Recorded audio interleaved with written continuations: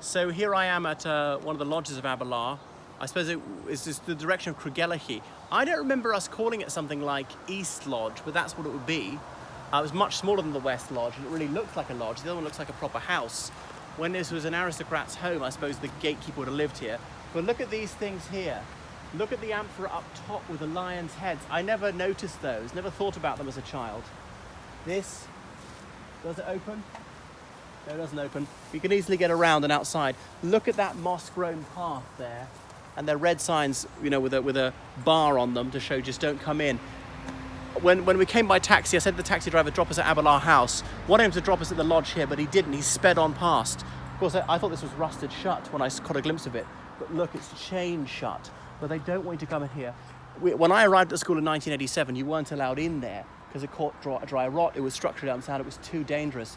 Looked like it's going to have to be pulled down because it's way too expensive to repair. And for what purpose? What would you use it for? A lot easier to demolish and just start again.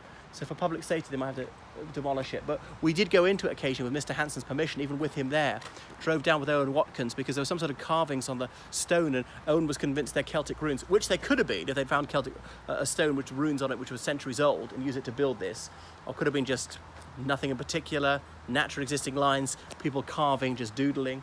There we are. So Aberlour House is up that way. And remember, was it even my second day or towards the end of my first week, my mum was driving in, and about 500 metres up there, her pulling the car, there's some sort of estate car to the side, and me going down at Peace, that's mid-morning break with my sister to meet her, and my mum was sort of saying, I'm going to have to say goodbye now and not see you till half term. I don't remember weeping, but I was distraught. I wasn't going to see her because, of course, I was very close. As a emotionally healthy 8-year-old, I wanted to be my parents, not with these strangers in a place I didn't like. But it totally wasn't my place because I'm not into sports or outdoor activities. My parents, did they have some idea of my character? Maybe. Thing is, alternative was to stay at school in Saudi Arabia, an American school. And mum and dad say, well, then you might have walked around to American. Would that have been so bad? I want to move to the United States. They wouldn't have to. Could go back to Ireland, could go to Great Britain or anywhere. There are schools in Saudi Arabia. It suited my sisters. Alex loved it. She found it difficult at first, but made the best of a bad situation. But maybe I'm too sincere, too unwilling to change. And the idea of Glenstal had been completely dropped by that stage. I loathed Aberlour, but about halfway through Aberlour, my dad was mooting Glenstal again. Not seriously, I think I mentioned it once, but I said no.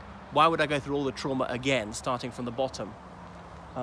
Anyway, and I also had to learn Irish from scratch. Everyone else is learning since they're 4. Look at this gate lodge. There is not in a safe condition at all. And I remember there was some sort of fort here. I say fort, it was just a few sticks. There was nothing like a wall or a roof. And some older boys, I think Mark Earl had it. They showed it to me towards the end of my first summer term. And they sold it to me. I said I would invite them to my birthday dinner because we had a sumptuous birthday dinner with a birthday cake as well as the ordinary food. We didn't bother eating the ordinary food. Eclairs and stuff like that, and meringues. I loathe meringues, in fact. And my sister said, are you sure you want to invite them? Even though they clearly weren't my friends and they're like 4 years older than me, which made a huge difference at the time. So I bought this fort, and I very soon lost interest in it. I visited it a couple of Sundays. But I built defences, as in putting broken pieces of glass in the ground around it to keep people out. But how no one was going to see this and remember to avoid it. I was 9. What a moronic thing. Did I want someone to cut himself and bleed profusely? No. What a stupid thing, just not thinking it through. Thankfully, so far as I know, nobody ever did. It's somewhere in there. It's one of these bushes. I couldn't identify it properly. Anyway, here we are at Aberlour House. Look at these very thick woods tapering away up towards Blue Hill. And then the other way through the very dense vegetation is down to the River Spey.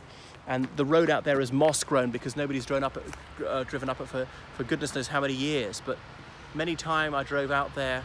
We hardly ever walked out there because the road is quite dangerous. There's no footpath. We never went to Cregellachie on foot, always went to Aberlour because the Aberlour village is much closer. And obviously the very safe footpath. Anyway, that's it. It's a trip down memory lane. The place is absolutely replete with memories. It's like a novel often begins with someone revisiting somewhere from their childhood, somewhere which is now decrepit and weed-grown. And so, well, yes, it's a very, very long time ago. Aberlour property founded in 1947. This site closed 2004. And that's that. You know, I left this place about half its life ago, considering it lasted only 57 years. This was my life, this was my childhood, that much though I disliked it. There were good times, I did have some friends, but then it was very difficult going to Eton because I didn't know a single soul. 1,300 boys is always daunting starting a new school, but talk about an intimidating reputation. The poshest school on earth. bar none. And I didn't know a single person, and I'm absolutely not from that background. And I had to cope, ill-prepared as I was, you know, having had scarcely any Latin. If memory serves, the headmaster, Mr. Caithness, sat me down the night before my Common Entrance Latin exam to see a past paper for the very first time. And I was the only one in the school who sat the Latin exam.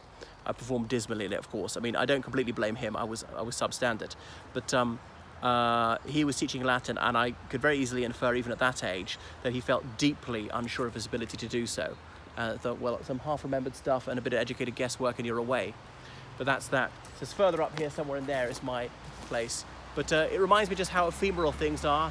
Earth's proud empires pass away. This would have been a very smart-looking gate lodge, and now it just needs to be destroyed. Well, there's a stream over here and a fine bridge, and we used to go down to the burn and be playing there and putting stones in and whatever else. And I imagine Mr. Logie building a wooden bridge over it. I don't think he ever did, the technology teacher, Technologie. That was it. Astonishing. It's all a very, very long time ago. Well, I got to reflect. My life is much happier now. I have made my own choices, made my own mistakes a lot of the time. I'm not here. I had to share with a lot of arseholes. You'll find them everywhere. Do a lot of things I really loathed doing. I assumed it wouldn't be like that at Eton. I suppose at least there weren't so many compulsory sports, partly because you get older. No expeditions. People weren't thick, even the thickest people.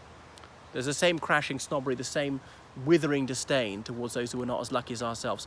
And obviously sickens me to remember that I absorbed a lot of these despicable attitudes. That's enough.